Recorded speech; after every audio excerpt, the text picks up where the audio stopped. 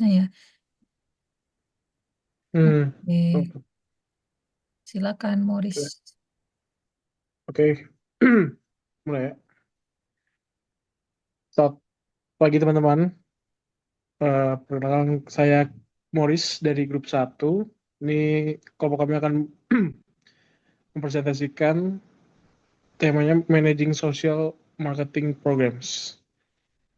Oke, next. Next.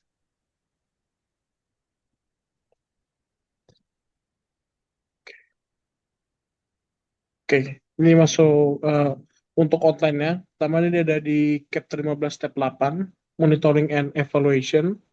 Setelah itu ada chapter 16, step 9, Budget and Funding Plans. Dan terakhir ada chapter 17, step 10, Implementation and Sustaining Behavior Plans.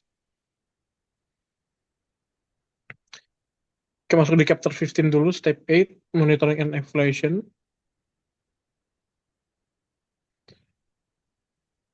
Ya, ini pertama ada step Develop a Plan for Evaluation. Oke. Membuat rencana evaluasi adalah langkah penting sebelum menyusun anggaran dan implementasi. Ini ada beberapa hal yang dibantu oleh evaluasi, yaitu pertama mengetahui apakah kampanye berhasil, membuktikan dampaknya ke donor atau pemangku kepentingan, menyempurnakan strategi di masa depan, dan evaluasi itu salah satu alat yang penting untuk pengambilan keputusan dan bukan hanya sekedar pelengkap. Next.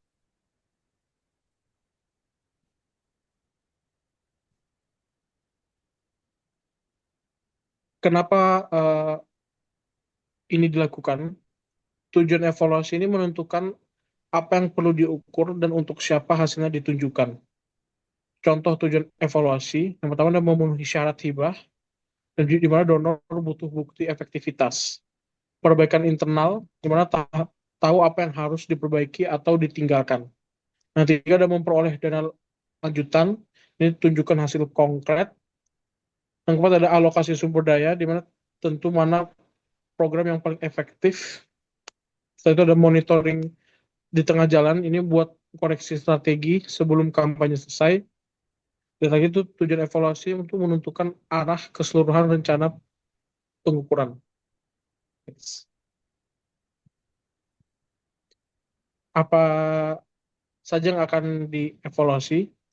Yang diukur itu mencakup apa yang dikirimkan ke audiens, output, respon atau perubahan dari audiens, outcome, dampak jangka panjang, impact, efisiensi biaya terhadap hasil, ROI, dan fokus pengukuran tergantung pada apa yang ingin dibuktikan. Yang pertama kita masuk overview modified logic model. Ini model logika yang buat membantu menyusun komponen-komponen evaluasi. Misalnya komponen ada input, ya sumber daya digunakan, output, aktivitas yang dilakukan, outcome, respon atau perubahan dari audiens, impact, dampak yang terjadi, dan ROI ini nilai ekonomis hasil dibanding biaya. Nah, ini apa saja yang akan di measure ya. Yang pertama itu ada yang kedua input measures, ini mengukur apa yang dikeluarkan. Itu ada tiga, yaitu uang yang digunakan, jam kerja staff, dan dukungan mitra, media, relawan, dan sponsor. Input penting untuk menghitung efisiensi dan ROI. Yang ketiga ada output atau proses, ini mengukur apa yang dilakukan. Contohnya ada jumlah brosur, video, konten media sosial, event, jumlah orang dijangkau, reach, dan frekuensi, cakupan media, paid sama earn. Itu ada audit kegiatan, apakah semua rencana dijalankan sesuai waktu dan anggaran. Ini belum bicara tentang dampak ya, ini hanya bagian aktivitas. Yang keempat ada outcome measures, dimana mengukur respons audiens terhadap kampanye. Ini yang pertama yang bisa diukur ini perubahan perilaku, misalnya 60% mulai menggunakan helm ya, misalnya ada kampanye eh, tertib lalu lintas. Terus juga ada perubahan niat, misalnya dari niat kampanye donor darah ini niat untuk donor organ, ini niat untuk donor organ dalam 6 bulan. Habis itu untuk perubahan pengetahuan atau sikap, misalnya itu tahu bahwa merokok pasif berbahaya. So, selanjutnya ada respon terhadap media, video ditonton, dan website yang dikunjungi. Ini kepuasan pengguna ini butuh survei langsung ke audiens. Dan yang kelima ada impact measures, ini mengukur dampak. Misalnya ada penurunan penyakit, kecelakaan, dan polusi, atau meningkatnya kualitas air atau udara, dan ini hemat biaya layanan sosial. Ini butuh data ilmiah, waktu lebih panjang, dan pengendalian variabel lainnya. Next. Nah, ini kita masuk yang terakhir ada return on investment atau ROI. Ini evaluasi seberapa besar hasil dibandingkan biaya. Langkah-langkahnya ada 5. Pertama, hitung biaya kampanye. 2, hitung jumlah perilaku yang berubah. 3, hitung biaya perubahan. Keempat, hitung nilai ekonomi dari perubahan. Yang kelima ada hitung ROI ini rumusnya ada manfaat min biaya dibagi biaya kali 100%. Ini contohnya setiap Rp Rp1 pada kursi keselamatan anak menghasilkan Rp 4 menghasilkan Rp42 penghematan biaya medis. Ini catatannya ROI sangat menarik untuk pembuat kebijakan dan donor.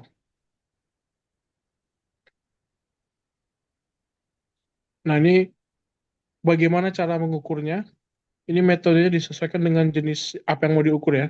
Pertama ada survei kuantitatif, di mana data valid, angka jelas. Ini bisa dilakukan di online, telepon, atau tatap muka. Yang kedua data fokus group interview. Ini bakal mendapatkan feedback yang lebih mendalam. Ketiga ada RCT, randomized control trial. Ini bandingkan intervensi dan tanpa intervensi. Bisa ada observasi, di mana perilaku langsung atau lebih valid daripada self-report. Dan terakhir ada catatan internal. Ini jumlah pengunjung, penjualan, dan klik.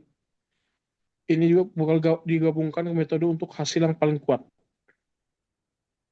Dan kapan akan diukur? Ini ada 3 waktu penting. Yang pasti sebelum kampanye, baseline, ini sebagai pembanding. Selama kampanye, monitoring, ini supaya bisa dikoreksi cepat. Dan tang terakhir setelah kampanye, post-test. Ini bisa mengukur hasil, dan jika memungkinkan, lakukan ini semuanya untuk gambaran yang lebih lengkap. Nah, berapa ini apa berapa biayanya? Ini biayanya bervariasi tergantung apa yang diukur ya. Yang pertama ada seberapa rinci dan akurat hasil yang dibutuhkan, metode yang dipakai, misalnya survei cepat atau yang lebih mahal itu RCT tadi, dan apakah ada data sebelumnya yang bisa dimanfaatkan. Untuk estimasi kasarnya, alokasikan 10% dari anggaran kampanye untuk evaluasi.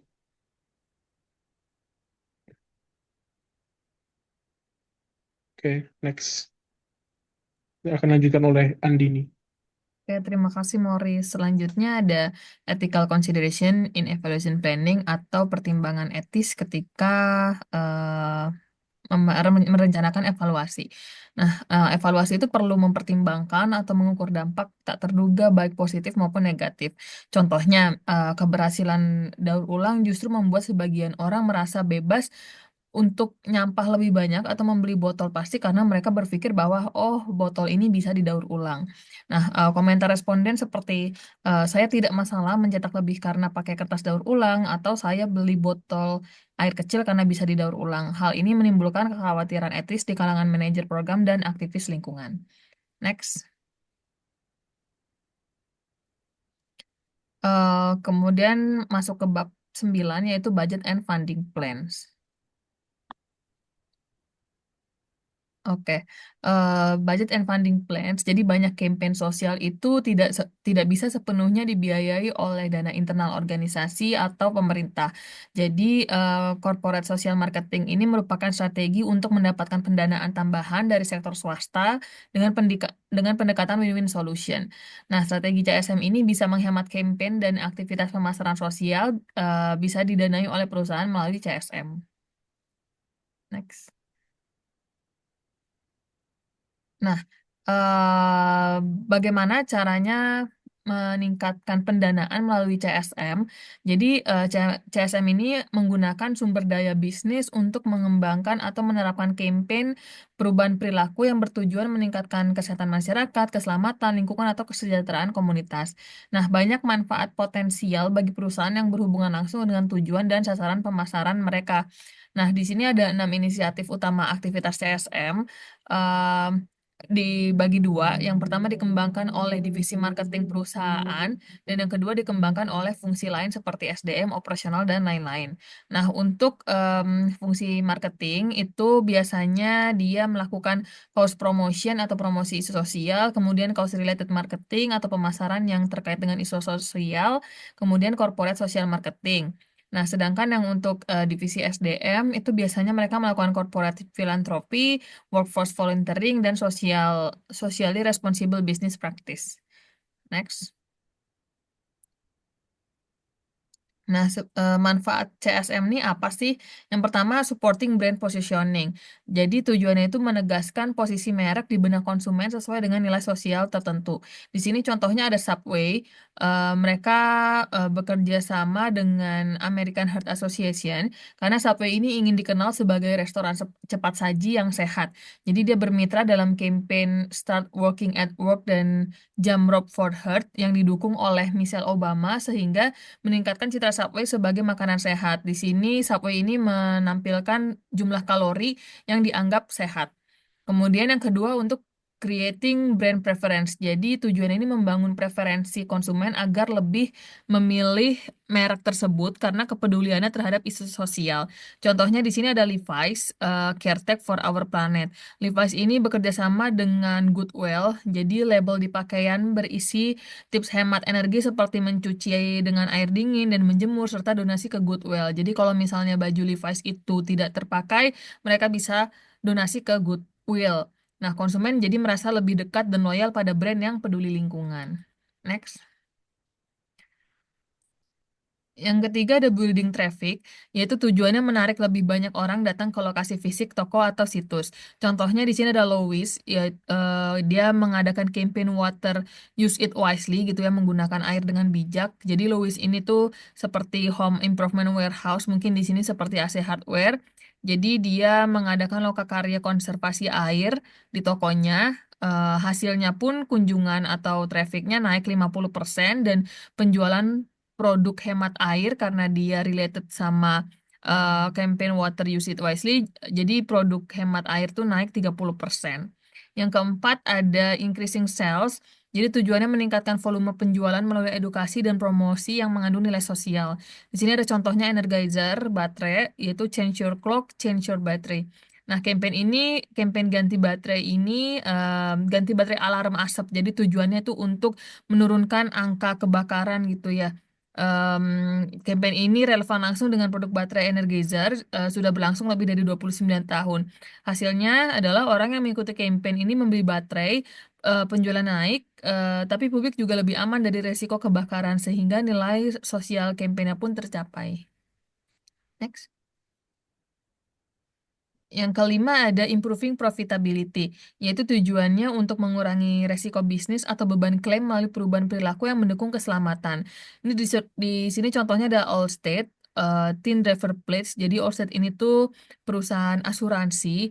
Mereka mengadakan sosial marketing untuk mengedukasi remaja agar tidak menggunakan ponsel saat mengemudi. Di situ telah mengumpulkan lebih dari 25 juta komitmen dan mengurangi kecelakaan. Sehingga dari situ klaim asuransi pun lebih rendah. Yang keenam ada attracting credible partners. Jadi tujuannya untuk mempermudah kolaborasi dengan organisasi publik atau non-profit yang berreputasi. Contohnya ada Clorox plus CDC, yaitu Say Boot to the Flu.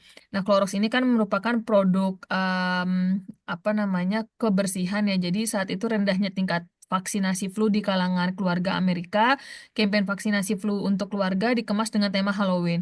Jadi disediakan materi edukasi dan event nasional dengan Bu Mobile. Jadi Clorox ini mendapat reputasi sebagai brand yang peduli kesehatan dan produknya digunakan dalam konteks pencegahan penyakit.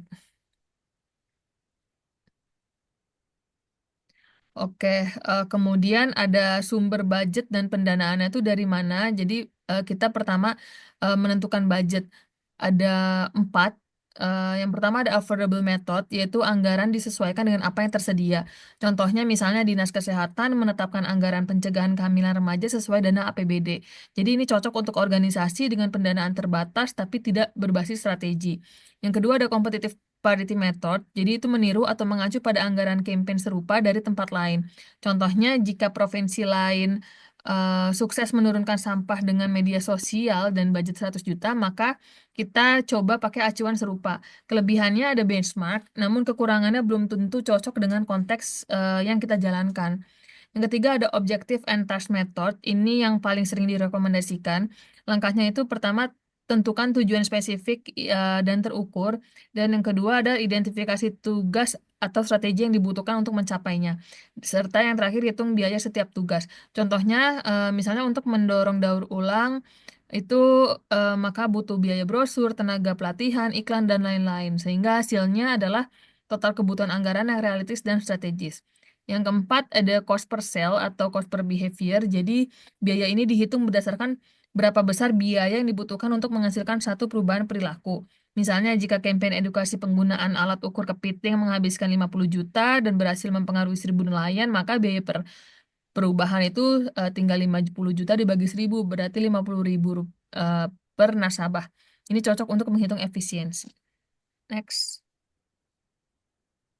Nah, komponen yang harus dianggarkan apa aja? Jadi dalam pendekatan objektif dan task tadi, anggaran itu harus mencakup 5 hal. Yang pertama ada produk related cost. Jadi produknya apa aja? Tangible, barang tangible ya, misalnya pengadaan barang atau jasa, misalnya sepeda, alat ukur, atau education kit.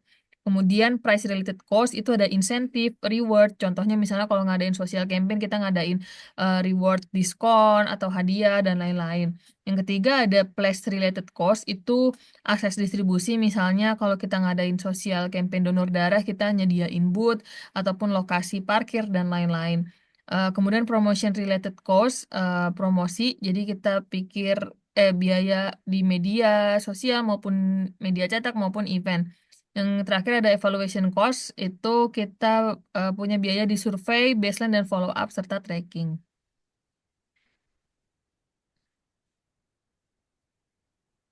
Nah, sekarang justifying the budget itu merupakan proses membenarkan dan meyakinkan pihak internal maupun eksternal seperti manajer, donor, sponsor bahwa anggaran yang diajukan itu masuk akal, kemudian dibutuhkan untuk mencapai hasil serta menghasilkan nilai balik yang layak.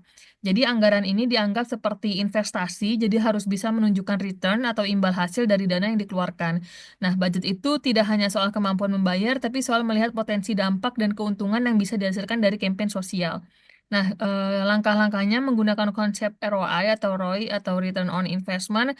Jadi langkah-langkahnya hitung total biaya campaign, kemudian perkirakan jumlah perubahan perilaku yang berhasil dicapai, lalu hitung biaya per unit perubahan. Yang keempat, estimasikan manfaat ekonomi dari setiap perubahan, serta kemudian hitung ROI-nya dari dengan caranya manfaat ekonomi bersih dibagi total biaya dikali 100%. Nah, kemudian ada key question for justifying. Jadi, digunakan untuk menghitung apakah biaya campaign ini worth it.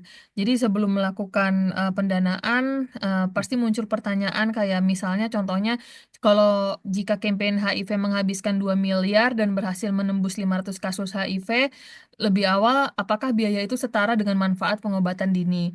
Atau misalnya jika kampanye sabuk pengaman menelan 3 miliar dan menaikkan penggunaan sabuk 2%, berapa nyawa yang bisa diselamatkan? Nah, jadi di sini kita gunakan SMART goals di mana target perubahan perilaku harus spesifik, measurable, attainable, relevant, dan time bound. Jadi susun strategi berdasarkan task atau tugasnya buat tiap pos itu biayanya masuk akal dan tunjukkan value for money dengan perbandingan biaya versus hasil sosial. Nah, di sini ada gimana sih cara menemukan sumber tambahan pendanaan gitu, ada 6. Jadi ketika anggaran yang kita butuhkan itu lebih besar dari dana yang tersedia, kita nggak harus langsung menurunkan target. Sebaliknya, mungkin kita bisa mencari sumber pendanaan tambahan dari berbagai pihak, baik sektor publik maupun swasta. Di sini ada 6, yaitu ada pemerintah, jadi government grants and appropriation, yang kedua ada yayasan dan lembaga non-profit, yang ketiga ada mitra iklan dan media, yang keempat ada koalisi dan kemitraan publik swasta, yang kelima ada korporasi, dan yang keenam ada cara menarik pendanaan. Next. Oke, yang pertama ada pemerintah. Di sini contohnya pemerintah federal, negara bagian, dan lokal adalah sumber dana yang paling umum untuk kampanye sosial. Jadi dana bisa berasal dari lembaga khusus seperti misalnya Departemen Kesehatan, Keselamatan Lalu Lintas, Lingkungan Hidup, dan lain-lainnya. Contohnya misalnya kalau di Indonesia itu ada Kementerian Kesehatan RI. Mereka mendanai kampanye Germas atau Gerakan Masyarakat Hidup Sehat. Jadi dana digunakan untuk edukasi perilaku sehat seperti makan buah, olahraga, dan cek kesehatan berkala. Yang kedua ada yayasan dan lembaga non-profit. Itu ada 4 jenis yayasan ya. Misalnya ada Family Foundation, General Foundation, Corporate Foundation, dan Community Foundation. Contohnya, kalau di Indonesia ada Yayasan Save the Children Indonesia. Jadi mereka memberi pendanaan untuk kampanye kesehatan dan gizi anak di NTB. Next. Yang ketiga ada mitra iklan dan media. Jadi agensi iklan dan media ini sering mendukung secara pro bono atau gratis karena menurut mereka ini melatih staf muda, lalu meningkatkan citra sosial perusahaan dan memperluas jejaring. Termasuk media TV atau radio yang bersedia menyediakan slot iklan gratis atau diskon placement iklan. Contohnya di luar negeri ada Ad Council, itu dia membantu kampanye nasional seperti anti rokok, keselamatan jalan dan sebagainya, serta melibatkan stasiun TV atau radio untuk iklan layanan masyarakat. Nah, yang keempat ada koalisi dan kemitraan publik atau publik swasta. Jadi beberapa kampanye sosial sukses karena adanya dukungan dari berbagai organisasi. Misalnya Hope Not Handcuff. Jadi dia bekerja sama antara polisi, rumah sakit, apotek, dan lembaga swadaya masyarakat. Kalau misalnya di Indonesia, contohnya ada kolaborasi Jakarta Tanpa Plastik. Itu dia kerjasama dengan Pemprov DKI, NGO lingkungan, serta retail modern misalnya Indomaret dan Alfamart dalam campaign tas belanja daur ulang. Next. Yang kelima ada korporasi atau CSM tadi. eh, ada 4, ada cash grant atau hibah tunai, ada cost related marketing, ada in-kind contribution, dan distribution channel. Nah, cash grant ini dia jadi perusahaan ini memberikan dana tunai secara langsung gitu untuk mendukung pelaksanaan kampanye sosial. Biasanya dana ini disertai kesepakatan branding atau tujuan CSR spesifik. Contohnya Sapeco Insurance, jadi dia langsung memberikan hibah untuk kampanye imunisasi anak-anak di pusat penitipan anak. Yang kedua ada CRM, itu strategi di mana hasil penjualan produk disumbangkan ke isu sosial tertentu. Jadi konsumen merasa berdonasi ke perusahaan jualan, isu sosial pun mendapatkan dana. Misalnya contohnya Lifebuoy gitu. Jadi dia campaign cuci tangan pakai sabun diselenggarakan bersama sekolah dan posyandu. Yang ketiga ada in-kind contribution. Jadi perusahaan ini menyumbangkan produknya aja atau jasa atau tenaga atau alat produksi untuk kampanye sosial. Jadi kadang lebih mudah bagi perusahaan daripada memberi uang. Contohnya ada Mustang Survival, jadi dia produsen life vest atau jaket pelampung gitu. Dia memberikan jaket pelampungnya untuk mendukung kampanye keselamatan anak-anak di air. Yang keempat ada distribution channel. Jadi perusahaan memberikan akses ke lokasi fisik atau jaringan distribusinya untuk menyebarkan pesan atau aktivitas kampanye sosial. Contohnya ada Best Buy, jadi kampanye daur ulang elektronik, no matter where you bought, we will recycle it. Jadi dia menyediakan booth drop off elektronik di semua toko Best Buy Amerika. Next. Oke, yang terakhir ada proses penawaran ke funder. Jadi appealing to funders gitu ya. Jadi kita gunakan prinsip marketing seperti misalnya segmentasikan dan pilih calon sponsor yang potensial. Kemudian mulai dengan pendekatan ringan, misalnya kita email atau kita meeting. Yang ketiga, tawarkan manfaat untuk mereka. Seperti apa sih untungnya bagi sponsor. Yang keempat, gunakan bahasa ROI dan hasil yang terukur. Yang kelima, hindari konflik kepentingan atau isu yang bisa merusak kredibilitas. Contohnya di sini ada Wahana Visi Indonesia. Mereka mengajukan proposal ke berbagai donor dengan pendekatan berbasis hasil. Misalnya untuk program perlindungan anak atau kebersihan sekolah. Atau bisa juga contohnya kitabisa.com. Mereka platform donasi publik sering dimanfaatkan untuk LSM atau individu untuk menggalang dana kampanye sosial dengan narasi yang menarik dan target terukur. Nah, kalau misalnya dari enam-enamnya itu masih kurang dana, maka revisi rencananya. Mungkin nanti ini akan dijelaskan oleh lanjut oleh Andira. Cuma ini saya sekilas aja. Yang pertama, kembangkan campaign bertahap. Kemudian yang kedua, kurangi biaya strategis. Yang ketiga, sesuaikan target. Sekian. Terima kasih. Baik, terima kasih Andini. Suara gue masuk ya, Dini? Masuk. Oke. Lalu lanjut, tadi kalau misalkan rencananya masih kurang, kekurangan dana, kita akan revising your plan atau merevisi rencana Anda. Jadi jika dana yang tersedia itu nggak cukup untuk jalanin campaign atau plan kita yang udah kita buat, kita punya beberapa pilihan.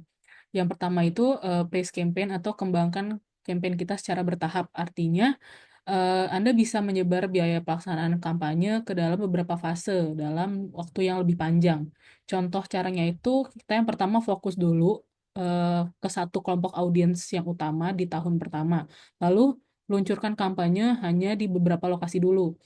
Lalu, fokus hanya pada satu tujuan seperti komunikasi yang di awal, seperti membangun awareness. Lalu, beberapa strategi bisa dilaksanakan di tahun pertama, sisanya bisa kita tunda ke tahun berikutnya. Yang kedua, kurangi biaya secara strategis. Ada beberapa cara yang bisa dilakukan. Yang pertama itu kita bisa mengurangi atau hapus strategi yang nggak efektif. Lalu gunakan versi budget yang lebih murah dari budget promosi, kayak cetakan hitam putih atau kertas biasa, misalnya kalau kita mau promosi melalui yang cetakan-cetakan. Lalu kerjakan beberapa hal secara mandiri, misalkan kita bisa rilis berita sendiri atau menyelenggarakan acara eventnya tanpa third party media pihak ketiga. Kita bisa menyelenggarakannya sendiri dulu gitu, untuk mengurangi biaya. Lalu yang ketiga, sesuaikan dengan tujuannya. Kalau waktu campaign kita diperpanjang atau dananya tetap nggak cukup, kita bisa ngelakuin hal-hal ini, yaitu mungkin kita perlu ubah target awal kita. Misalnya target awal kita 75% audiens, tapi karena tidak bisa pakai iklan di TV, target kita jadi kita kurangin ke 50%. Lalu kita bisa bicarakan kembali sama tim, komunikasi kembali dengan tim dan manajemen supaya target kita lebih realistis dan lebih jujur juga. Nextnya, ethical consideration when establishing funding, atau kita mempertimbangkan etika kita saat mendapatkan dana.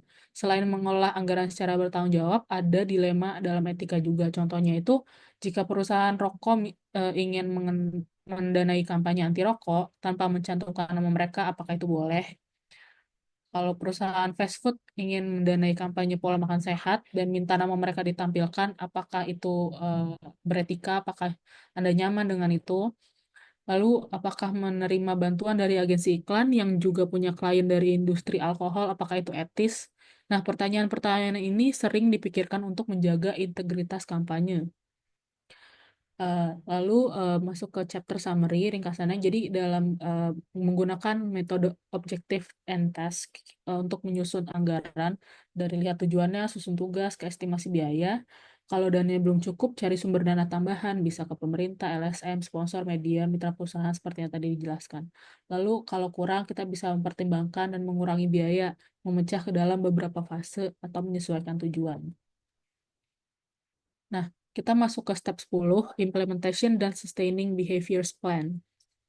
Langkah 10, atau rencana pelaksanaan dan menjaga perilaku. Jadi tujuan utamanya adalah melaksanakan rencana dan menjaga keberlangsungan perubahan perilaku yang harus disiapkan dalam rencana pelaksanaan. Elemen-elemen pentingnya tuh apa aja sih? Kayak apa yang akan dilakukan, siapa yang akan melakukannya, kapan akan dilakukan, berapa biayanya, dan apakah strategi untuk menjaga keberlanjutan ini eh, berlaku. Contoh strategi menjaga keberlanjutan itu kayak signage permanen, situs web, penghargaan untuk partisipasi, promosi rutin, dan lain-lain. Nah, ini ada dibagi beberapa tahapan atau fase kampanyenya. Yang pertama ada eh, phases organized by piloting, berdasarkan uji coba awal. Jadi mulai dari uji coba kecil, kita lihat hasilnya, perbaiki, lalu lakukan peluncuran secara besar-besaran. Contohnya kayak proyek Iron Fish, diuji coba di Kamboja sebelum akhirnya diluncurkan secara global. Lalu fase yang kedua ada phase organized by priority audience berdasarkan segmen audiens utama. Nah, fokus pada Ini tuh artinya fokus dulu di satu segmen audiens dulu. Contohnya, fase satu kita edukasi konsumen. Kita edukasi konsumen kita, audiens utama kita. Lalu fase yang kedua kita libatkan restoran atau supermarket yang sesuai. Nah, fase ketiganya kita sertifikasi perusahaan perikanan yang ramah lingkungan. Jadi fasenya itu bertahap karena sesuai sama segmen audiens utama kita. Lalu yang ketiga ada fase organized by geographic area atau berdasarkan wilayah. Nah, mulai dari satu wilayah kita evaluasi dulu, lalu kita lanjut ke daerah lainnya. Contohnya itu ada kampanye anti bullying dimulai dari sekolah, lalu baru kita perluas wilayahnya. Nextnya ada phases organized by objective, jadi berdasarkan tujuan kampanye. Tiap fase ditujukan untuk satu tujuan spesifik. Contohnya itu kayak fase pertamanya kita bangun kesadaran hukum buang sampah. Kita kasih awareness dulu apa hukum dari buang sampah. Lalu kita buat hotline pelaporan untuk eh, hukuman buang sampah tersebut. Lalu fase yang ketiga kita ubah perilaku dalam membuang sampah. Lalu phases organized by goals berdasarkan target kuantitatif. Jadi fokusnya itu untuk mencapai satu target di setiap fase. Contohnya kayak kampanye mamografi di Jepang. Fase pertama dia tuh menaikkan tingkat pemeriksaan dari 30 ke 40%. Nah, kalau udah berhasil lanjut dari 40 ke 50%. Lalu selanjutnya ada phases organized by stage of change berdasarkan tahapan perubahan perilaku. Mulai dari yang paling siap berubah dulu. Jadi kita tuh eh, mencoba awalnya kayak warga yang sudah rutin daur ulang sampah. Lalu kita next lagi ke cobaan yang kedua, warga yang sebagian yang udah daur ulang sampah. Lalu kita mulai ke warga yang belum mulai buang sampah sama sekali. Lalu nextnya ada phases organized by introduction of products berdasarkan peluncuran produk layanan. Produk dan layanan ini kita kenalkan secara bertahap. Contohnya itu kayak pertama pelatihan tugas, lalu coba tur ke pasar dan berikan voucher gitu. Dan kita yang terakhir langsung terjun kayak memberikan kelas memasak atau memberikan frozen food. Lalu, phases organized by pricing strategies atau berdasarkan strategi harga. Kita bisa gunakan insentif harga di awal, lalu baru kita gunakan strategi lain setelah itu.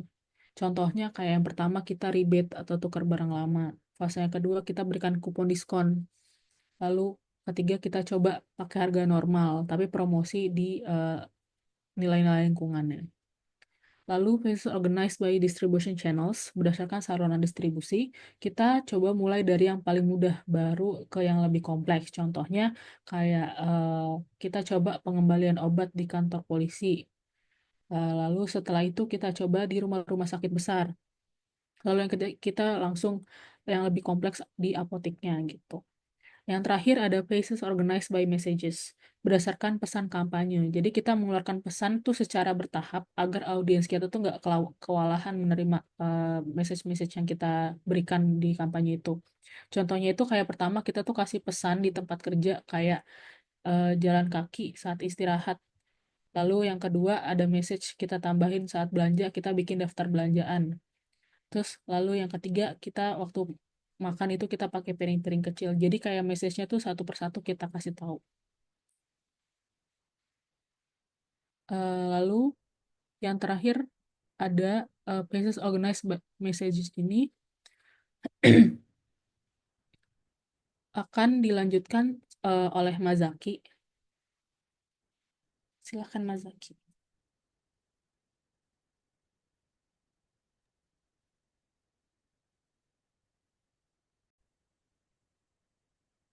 Baiklah, selanjutnya adalah phase organized by message atau berdasarkan pesan.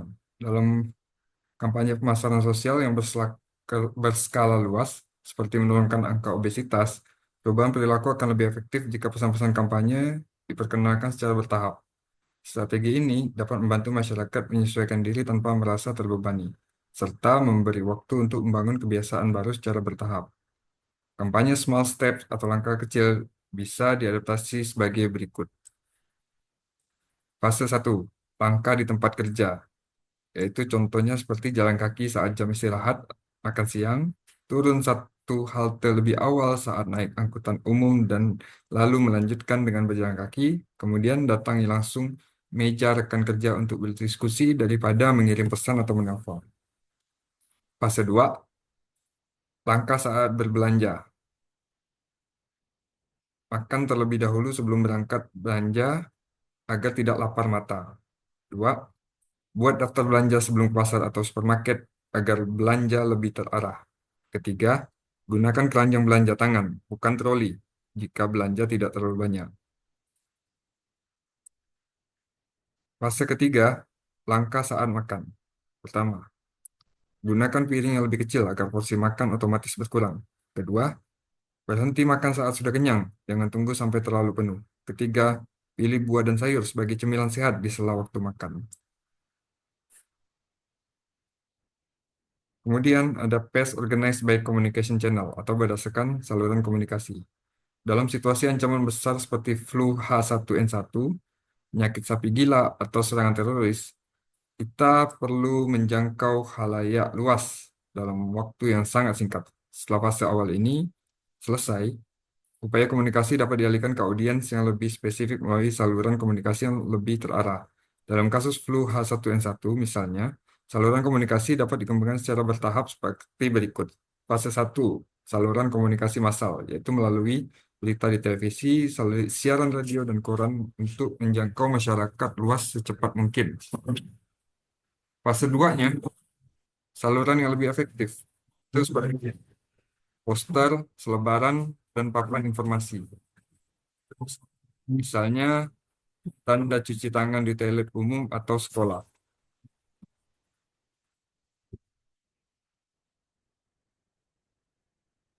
Fase ketiga, kontak langsung secara personal.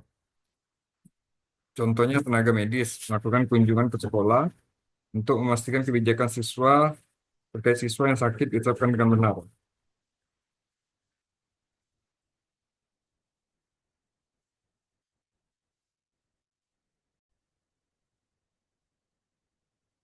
Kemudian PACE organized by variety of factor atau berdasarkan beragam faktor.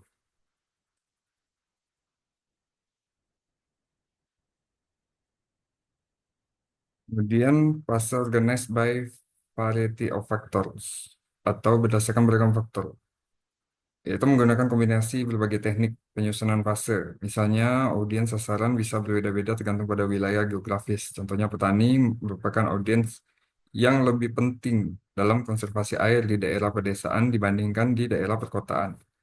Akibatnya, setiap komunitas bisa memiliki penyusunan fase audiens sasaran yang berbeda dalam kampanyenya mereka. Seperti yang sering disampaikan oleh para praktisi, kampanye harus relevan dengan komunitas setempat agar mendapatkan dukungan yang dibutuhkan untuk pelaksanaannya.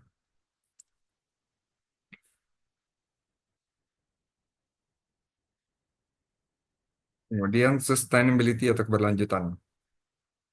Perlu dipertimbangkan taktik tambahan yang bisa dimasukkan ke dalam rencana guna memastikan kampanye tetap terlihat dan pesan-pesan perubahan perilaku tetap menonjol. Bahkan setelah iklan berhenti tayang dan pemberitaan mulai mereda. Beberapa elemen keberlanjutan mungkin sudah diidentifikasi saat merancang strategi marketing mix intervensi seperti kartu laminasi di kamar mandi sebagai pengingat untuk melakukan pemeriksaan payudara bulanan, atau pesan dalam tagihan bulanan dari perusahaan utilitas yang memberikan umpan balik tentang konsumsi energi Anda dibandingkan dengan tetangga. 3, pelaksanaan acara tahunan untuk pengumpulan kembali obat-obatan yang tidak terpakai. 4, pengingat melalui iklan layanan masyarakat 2 kali setahun untuk memeriksa baterai alarm asap saat mengganti jam.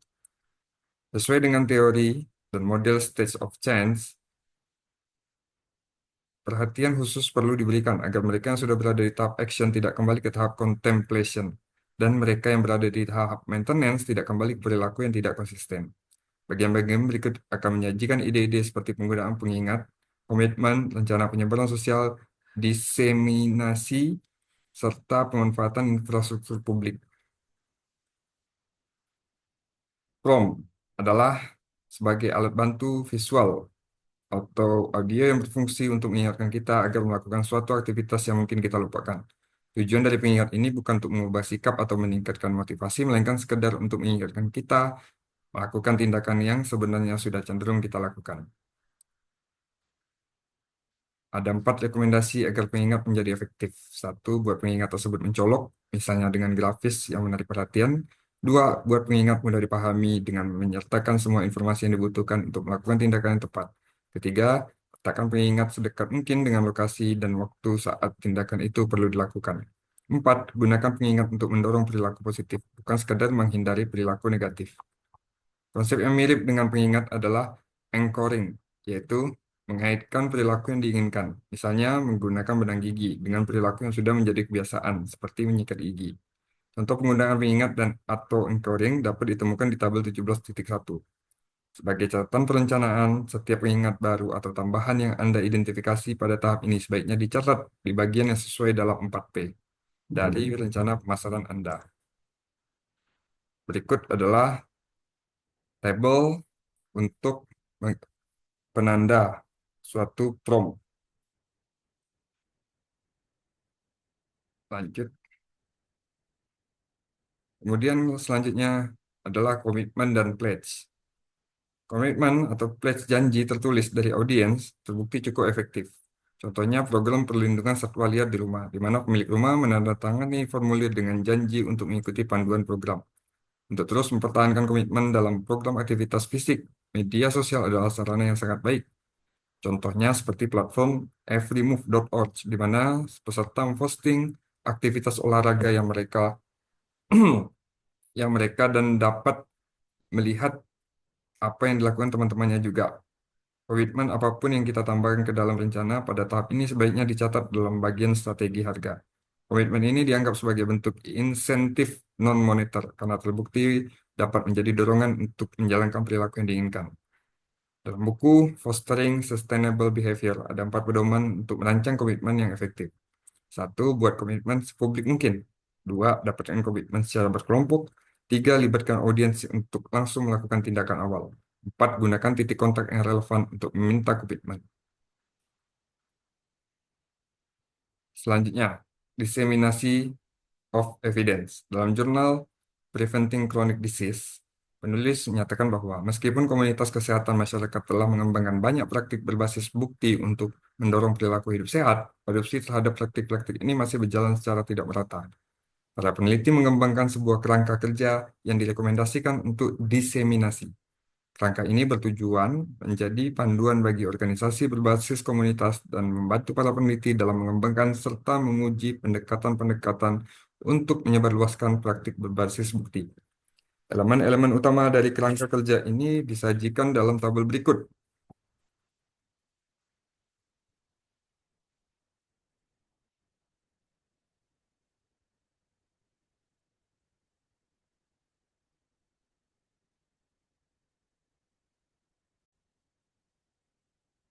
Belum menyelesaikan proses perencanaan, penting juga untuk mempertimbangkan taktik tambahan yang dapat memfasilitasi difusi sosial, seperti penyebaran adopsi suatu perilaku dari sedikit orang ke banyak orang. Berikut adalah beberapa pedoman untuk mendukung proses ini, antara lain. 1. Tampilkan dukungan terhadap perilaku yang diinginkan secara jelas. 2. Gunakan penanda yang tahan lama, bukan sementara. 3. Libatkan tokoh yang dikenal untuk memperlihatkan dukungan mereka secara terbuka. 4. Tampilkan norma sosial secara nyata, terutama ketika sebagian besar dari kita sudah melakukan perilaku tersebut.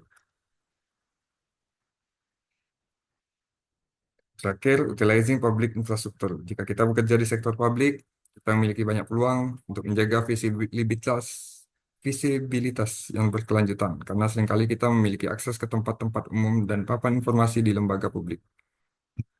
Mereka yang bekerja di bidang keselamatan lalu lintas bisa bernegosiasi untuk mendapatkan papan tanda di jalan raya. Mereka yang bekerja pada pencegahan flu memiliki akses ke toilet umum untuk menempelkan papan pengingat agar orang-orang mencuci tangan. Mereka yang bekerja di bidang keselamatan pejalan kaki bisa bernegosiasi untuk ujian yang lebih ketat dalam mendapatkan SIM. Mereka yang fokus pada pengurangan asap rokok kedua dapat bekerja sama dengan distrik sekolah untuk mengirimkan kartu rumah bebas asap rokok bersama anak-anak. Kemudian mengantisipasi kekuatan yang menentang perubahan. Sebelum menyelesaikan rencana implementasi, kami sarankan untuk mempertimbangkan suatu pertanyaan terakhir. Apa yang bisa menghambat kesuksesan kita? Salah satu proses untuk menjawab pertanyaan ini terinspirasi oleh force field analysis. yang dikembangkan oleh Kurt Lewin pada tahun 1951 untuk membantu pengambilan keputusan, khususnya dalam merencanakan dan mengimplementasikan program manajemen perubahan. Analisis klasik ini dapat dilakukan dengan baik oleh sekelompok kecil orang yang mengidentifikasi hal-hal berikut terkait dengan tujuan dan sasaran perilaku yang diinginkan untuk upaya tersebut. 1. Kekuatan untuk perubahan. 2. Kekuatan untuk menghambat perubahan. Setelah diidentifikasi, langkah terbaik berikutnya adalah memberikan peringkat kekuatan tersebut. Misalnya dengan memberi nilai angka skala 1 hingga 5, di mana 1 adalah lemah, 5 adalah kuat. Pada akhirnya, Anda ingin kembali ke rencana Anda dan memastikan ada item tindakan untuk mendukung kekuatan pendorong yang paling kuat dan menangani kekuatan penghambat yang paling besar. Kemudian, membagikan dan menjual rencana Anda. Beberapa teknik dapat membantu meningkatkan penerimaan persetujuan dan dukungan untuk rencana kita. Pertama, libatkan perwakilan dari kelompok internal dan eksternal yang penting dalam tim perencanaan. Kedua, bagikan draft rencana kepada para pembuat keputusan sebelum meresmikan rencana. Ketiga, setelah rencana final disusun, pertimbangkan untuk mengembangkan dan menyebarluaskan ringkasan rencana secara singkat. Tujuannya adalah untuk memposisikan upaya kampanye kita sebagai kampanye yang berbasis bukti, dikembangkan secara strategis dan berorientasi pada hasil. Pertimbangan etis dalam melaksanakan rencana. Dalam sebagian besar bab ini, kami telah membahas pertimbangan etis yang terkait secara spesifik dalam setiap fase dalam proses perencanaan. Untuk menyoroti pertimbangan terakhir ketika mengembangkan rencana implementasi dan untuk merangkum pertimbangan etis secara umum, kami menyajikan kode etik anggota American Marketing Association yang dipublikasikan di situs web mereka.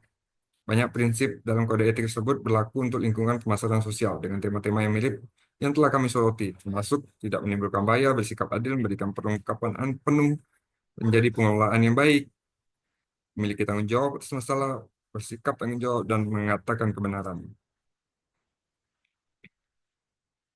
Norma etika. Sebagai marketer, kita harus: 1. Tidak melakukan kerugian. 2. Membangun kepercayaan dalam sistem pemasaran. 3. Menghargai nilai-nilai etika. Nilai-nilai etika itu kejujuran, tanggung jawab, keadilan, rasa hormat, transparansi, dan kewarganegaraan.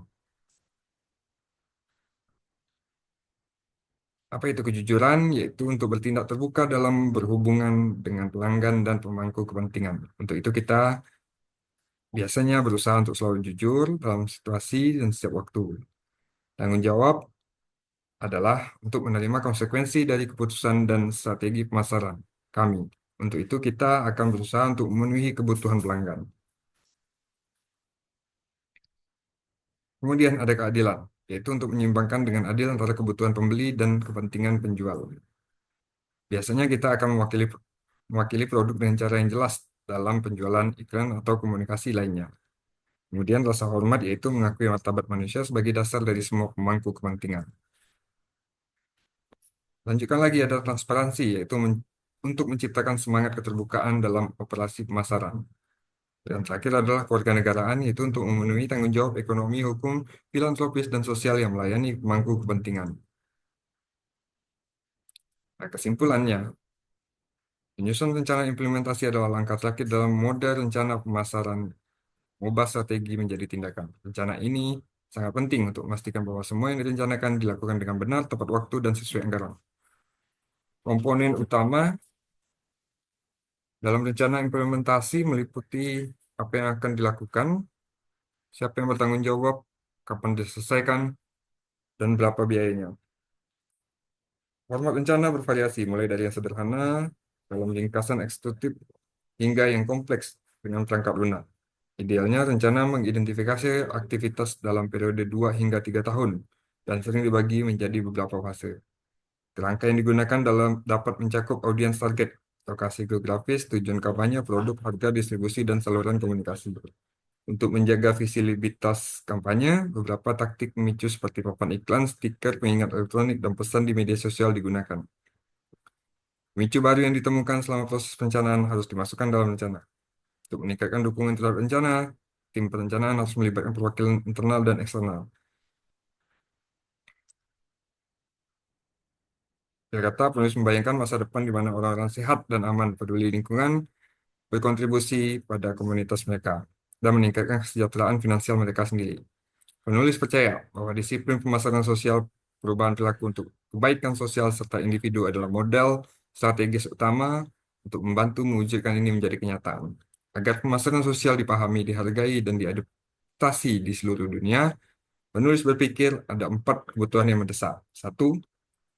Pemasaran sosial harus menjadi mata kuliah wajib untuk digelar di berbagai bidang lulusannya. 2. Profesional pemasaran harus perlu disatukan. Ketiga, profesional pemasaran sosial akan dapat manfaat dari bergabung dengan asosiasi regional yang menyediakan informasi tentang konferensi, pekerjaan, forum diskusi, webinar. 4. Pemasaran sosial perlu secara konsisten melaporkan pengembalian investasi untuk program-program. Untuk setiap uang yang dikeluarkan, berapa banyak uang dan pajak yang berhasil dihemat, dan berdasarkan hal ini, berapa tingkat pengembalian investasi. Demikian presentasi dari kelompok kami.